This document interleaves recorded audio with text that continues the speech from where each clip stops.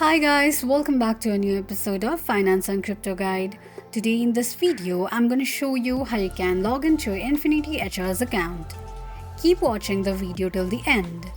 To log into your Infiniti HR's account, firstly go ahead and launch open your Google search. On the search box at the top, type in infinityhr.com and make a search.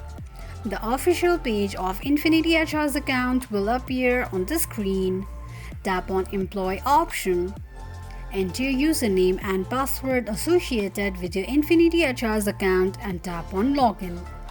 Click on Show option to check if you have entered your password correctly or not. In case if you don't remember your password, click on Forgot Password option.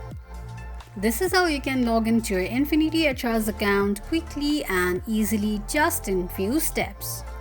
If you have any thoughts or queries, let us know in the comments section.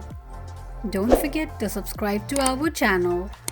Also press the notification bell icon so that YouTube will notify you whenever we post a new video.